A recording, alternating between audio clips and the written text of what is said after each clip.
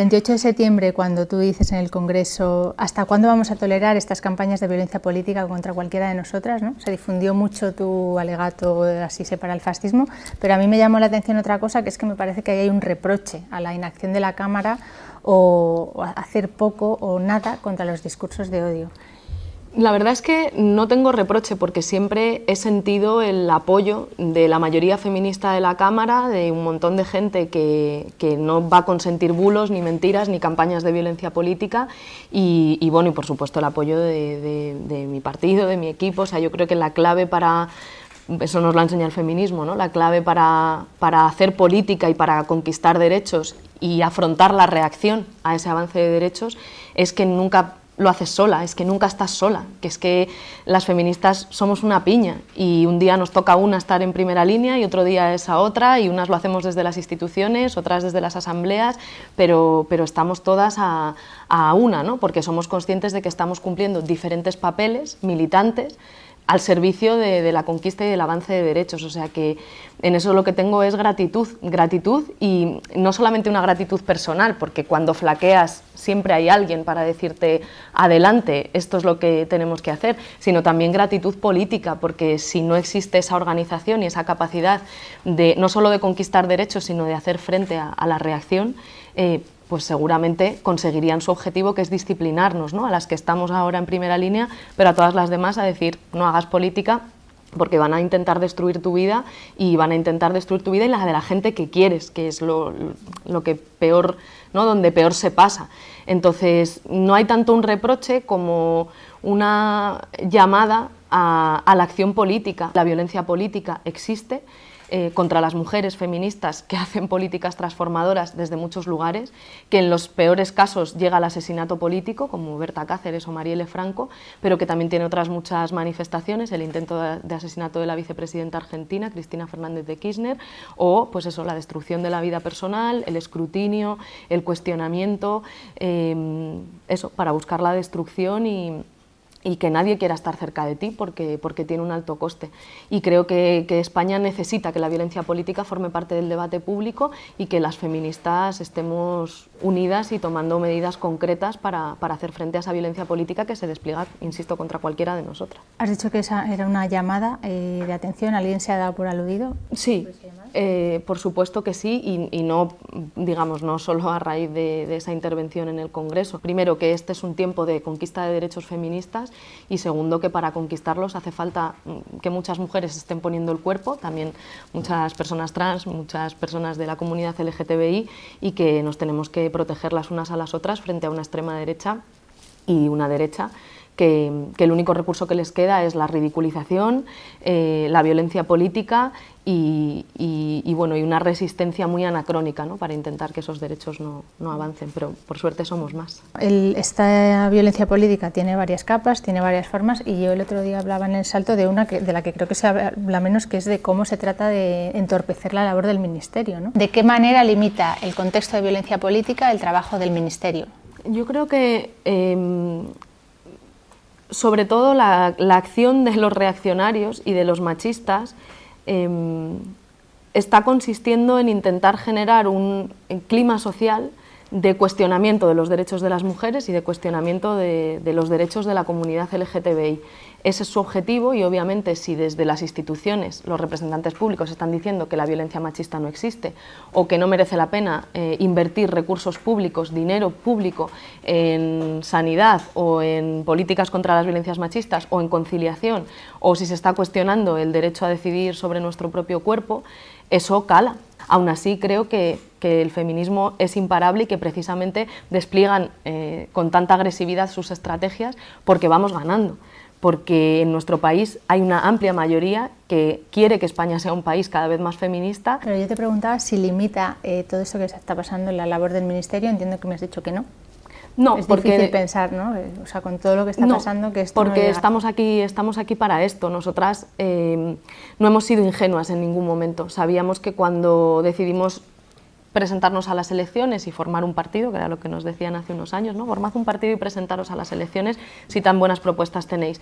Cuando decíamos que queríamos gobernar y todo el mundo nos decía, no, es imposible, mejor aceptad un acuerdo de cooperación y dejad al Partido Socialista gobernar en solitario. Nosotras sabíamos a lo que veníamos y la historia, por eso es importante la memoria, porque es vitamina para el presente, para entender lo que puede volver a pasar, porque ya ha pasado otras veces. Sabemos que cuando hay momentos de avance de derechos, siempre hay una reacción que se despliega con toda su crudeza por parte de los privilegiados, de los reaccionarios, en este caso también de los machistas. Pues sabíamos a lo que veníamos y no, al contrario, somos un ministerio que tiene una alta tasa de actividad, un alto nivel de trabajo, y estamos muy orgullosas de que así sea, porque eso va a permitir que en una legislatura tengamos 3 leyes, la ley del aborto, la ley solo si es sí, la ley trans, aprobadas, y también un plan corresponsables, la primera política pública de conciliación, o una actualización del Pacto de Estado contra la violencia de género. Acabas de dar por aprobada la ley trans antes de que acabe la legislatura. Has manifestado ya varias veces que tu idea es que se puede hacer antes de que acabe el año. Carmen Calvo ha asegurado recientemente que la ley trans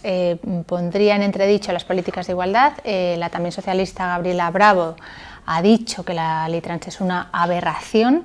¿Puede el PSOE retrasar la tramitación de la ley trans e impedir que se apruebe en esta legislatura? Creo que esa pregunta hay que hacérsela al Partido Socialista. Yo he hablado a principio de este periodo de sesiones con todos los grupos parlamentarios del Congreso, precisamente porque el calendario legislativo de este periodo de sesiones es muy intenso antes de que acabe este año, y la voluntad de todos los grupos es efectivamente poder dar el debate, que es lo que tiene que hacer el Poder Legislativo, pero dar ese debate para que antes de que acabe el año esas leyes estén aprobadas, porque toda la mayoría feminista compartimos que son leyes urgentes, más en un momento de dificultad. Cuando vienen momentos de crisis, los derechos de las mujeres y de la comunidad LGTBI son los primeros que se ponen en cuestión y que tienen riesgo de sufrir retrocesos, y por tanto yo creo que lo que nos corresponde a la mayoría feminista, al Gobierno de coalición y a la mayoría feminista del Congreso y del Senado, es demostrar que toca justo lo contrario, avanzar en derechos y avanzar de forma urgente.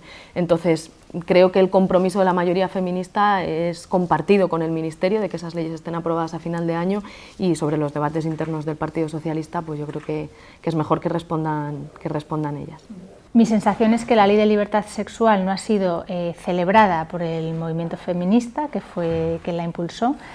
Tú sueles poner en valor el movimiento feminista en tus intervenciones, pero ¿crees que el movimiento feminista te respalda, que acompaña a este ministerio? Creo que el movimiento feminista es el que más ha peleado esta ley, es el principal protagonista de esta ley y el principal... quien ha conseguido que esta ley salga adelante. Sin el empuje del movimiento feminista hubiese sido imposible ni siquiera la existencia misma del Ministerio de Igualdad, y digo más, la existencia del Gobierno de coalición. También, por supuesto, el movimiento feminista es crítico y tiene diferentes opiniones, y sigue debatiendo y sigue también pensando en las cosas que faltan por hacer. El movimiento feminista no es nada autocomplaciente, y yo soy muy consciente del rol que tenemos que ocupar en el Ministerio y desde la política institucional, y lo que creo es que evidentemente siguen quedando muchas cosas por hacer. Se reconocen los avances y también se siguen empujando nuevas conquistas de derechos y nuevos avances. Ahora tenemos todo un reto para implementar esta ley, y yo creo que ahí vamos a encontrar también pues, al movimiento feminista, a las asociaciones, a las entidades que trabajan directamente con las mujeres víctimas, diciendo por aquí no. También ha pasado con el Pacto de Estado, ¿no? Contra la violencia de género, para exigir compromisos presupuestarios, para exigir que las cosas que no se están implementando adecuadamente lo hagan. O sea que sí que creo que hay respaldo, y lo que creo que hay también es, bueno, como debe ser, ¿no? Ninguna autocomplacencia y mucha firmeza en seguir avanzando. Eso es lo que hace al movimiento feminista punta de lanza de los procesos democratizadores, que no conquista un derecho y se para, conquistamos un derecho y avanzamos con más fuerza, precisamente porque esa conquista nos permite seguir avanzando. Una de las renuncias significativas que se dan en la ley del aborto ha sido la renuncia a incluir la violencia obstétrica. El Consejo Fiscal publicaba el informe, yo todavía no lo he visto, una nota de prensa donde decía que emitía una recomendación, ¿no?, de incluir la violencia ginecológica y obstétrica. ¿Da esto argumentos, da esto margen para que la violencia obstétrica sea incluida finalmente en la reforma de la ley del aborto? Tengo la sensación de que el texto en ese ámbito se va a mantener como está, porque para el Partido Socialista era muy importante no incluir este extremo. Nosotras siempre apostamos por el reconocimiento de la violencia obstétrica, porque no es un invento nuestro, es que España tiene condenas de organismos internacionales por casos concretos en los que ha existido violencia obstétrica. En todo caso, creo que el acuerdo que hemos alcanzado, siendo consciente de que a mí me hubiese gustado ir más allá, es un avance significativo que también responde al empuje de muchas mujeres que llevan mucho tiempo peleando porque el reconocimiento de la violencia obstétrica esté presente en nuestra arquitectura institucional. Antes dabas por aprobadas, te decía, 3 leyes, no has mencionado la ley de trata. ¿La das por perdida? ¿Crees que ya no va a dar tiempo? ¿O? No la he mencionado porque todavía no ha iniciado su tramitación. Es verdad que hemos debatido mucho con el socio de gobierno cuál era la mejor forma y hemos cambiado o nos han propuesto cambiar de criterio varias veces respecto a cuál era la mejor forma para su tramitación, pero vamos, la ley de trata tiene que empezar a tramitarse. En mi opinión, tiene que empezar a tramitarse con el objetivo de ser aprobada también en esta legislatura. Lógicamente es muy difícil que antes de que acabe el año, porque aún no ha salido de Consejo de Ministros, pero sí antes de que acabe la legislatura, y para eso estamos trabajando en el seno del Gobierno, para poder presentar, ojalá en este mes, una ley de trata que nos permita, bueno, pues también luchar contra una forma extrema de violencia machista como es la trata con fines de explotación sexual. Se suele decir que el debate de la prostitución tensiona a los socios de gobierno, ¿no? Pero entiendo que dentro del propio ministerio tampoco hay pues, una posición unánime, ¿no? Que hay matices entre las posturas que tengáis aquí las diferentes personas. En el ministerio convivimos personas que pensamos y tenemos matices y posiciones diferentes, y efectivamente el debate, digamos, de la prostitución, por decirlo claramente, es un debate en el que el feminismo ha encontrado disensos y debates muy de tripa desde hace muchísimos años, ¿no? Esto no viene de hace poco, viene de lejos, ¿no? En la historia del movimiento feminista en nuestro país. No obstante, este gobierno tiene un compromiso abolicionista y este ministerio también. En realidad yo a lo que iba era preguntarte, de momento habéis dejado, o sea, Podemos ha dado paso, digamos, a la propuesta contra el proxenetismo del PSOE. ¿Es una carta blanca? O sea, ¿dónde estaría el límite? Estás hablando de mujeres, entiendo, de una reforma de la ley de extranjería. Si eso no se incluye para regular a víctimas, ¿ahí estaríais dispuestos a frenar esa propuesta del PSOE? Yo tengo diferencias con la redacción que el Partido Socialista o el Grupo Parlamentario Socialista ha propuesto en el Congreso en relación a la tercería locativa y al proxenetismo no coactivo.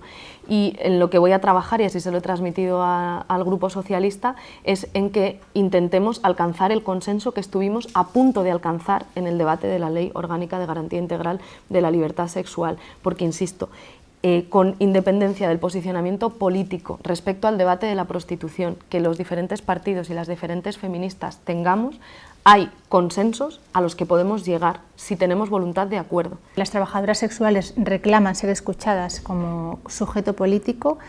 ¿Vas a escucharlas? ¿Va este ministerio a abrirle la puerta a las trabajadoras sexuales? Algunas han estado, de hecho, aquí reunidas y, por supuesto, yo creo que las mujeres que están en contextos de prostitución, incluso aunque tengan una opinión diferente a este ministerio, nosotras pensamos que la prostitución es una institución patriarcal que perpetúa la desigualdad y que perpetúa las violencias, pero yo estoy plenamente de acuerdo con que todas esas mujeres tienen derecho a que su voz se escuche y a reclamar que la sociedad, no solamente el ministerio o el gobierno, sino a que la sociedad les escuche. Y la propuesta, insisto, que estamos haciendo desde el ministerio, independientemente de la posición concreta que tengamos en torno al debate de la prostitución, no independientemente, pero sí siendo capaz de encontrar los elementos o los puntos comunes o los puntos donde podemos encontrarnos, se basa en 2 elementos que creo que sí nos permitirían llegar a un consenso si el Partido Socialista quisiera, que es perseguir a la industria proxeneta, acabar con su impunidad y garantizar los derechos de las mujeres que están en contextos de prostitución. ¿Desaciertos? ¿Crees que ha habido errores en estos 3 años de...? ¿En el ministerio, en la acción del ministerio? Pues por supuesto que sí, hemos aprendido mucho y no se aprende a base de aciertos, normalmente se aprende a base de errores, así que sí, creo que bueno, entramos con un equipo con muchísimas ganas, mucha formación, mucha capacidad de debate, de generar compañerismo. Creo que, o sea, honestamente, el equipo del Ministerio de Igualdad es un equipazo, humanamente es un equipazo, pero también sin ninguna experiencia o con muy poca experiencia institucional. Pues María Naredo sí que había tenido ya un trabajo en en el Ayuntamiento de Madrid, tanto Pam como Noelia Vera, que fue la primera secretaria de Estado de Igualdad, como Teresa Arévalo o yo, pues habíamos, luego Isa Serra, teníamos experiencia institucional como diputadas en los grupos parlamentarios, pero no de gobierno. Entonces sí, pienso que por supuesto hemos aprendido a base de cometer muchos errores y también a base de trabajar bajo mucha presión y con una obligación muy fuerte de conseguir éxitos donde nadie daba un duro porque consiguiésemos esos éxitos. Pero creo que lo determinante en la acción del Ministerio no han sido ni los aciertos ni los errores, ha sido el compromiso firme de este equipo, que humanamente es de 10 y que políticamente tiene muy claro que el feminismo es el principal impulso democratizador de nuestro país, por sacar adelante todo el trabajo que hemos desarrollado y por no descansar ni un segundo hasta que todas esas políticas públicas estuviesen en marcha. Te iba a decir, el cartel del verano fue un desacierto, fue un error, fue Fíjate, pues, un por agujero ejemplo, negro de con el cartel del una verano, cadena de errores. Yo creo que efectivamente que el Ministerio de Igualdad, un ministerio como este, por primera vez se plantee, en este caso no era ni siquiera el Ministerio, era el Instituto de las Mujeres, se plantee cuando llega el verano hacer una campaña en contra de la gordofobia y que ponga en evidencia que todavía hay muchísimas mujeres que tengan el cuerpo que tengan, tenga su cuerpo el tamaño o la forma que tenga, tienen miedo de quedarse en bañador y de la mirada de los otros, porque todavía vivimos en una sociedad que nos indica un modelo muy estereotipado de cómo tienen que ser los cuerpos de las mujeres y hay mucha presión para que todas tengamos esos mismos cuerpos normativos y que penaliza las formas diversas de nuestros cuerpos. Creo que es un acierto. ¿Cómo lo ejecutamos? Pues efectivamente terminó siendo un daño para el propio Instituto de las Mujeres muy grande. Nosotras no sabíamos que los dibujos, las ilustraciones se correspondían con mujeres reales. Lógicamente, si lo hubiésemos sabido, pues no hubiésemos seguido adelante en esas condiciones, pero evidentemente eso es un error que no nos tendríamos que haber podido permitir. Y sin embargo sigo defendiendo que es importante hacer campañas en contra de la gordofobia, en contra de la violencia estética y más en una sociedad y particularmente para la gente más joven, pero no solo, también para los cuerpos de 65 años y para los cuerpos de 45, que diga que todos los cuerpos son normales. Me he pasado de hora y tengo una última pregunta, pero es de respuesta absoluta, ¿sí o no? ¿El coste personal que ha tenido tu cargo es innegable? ¿Merece la pena? Sí. Ya está.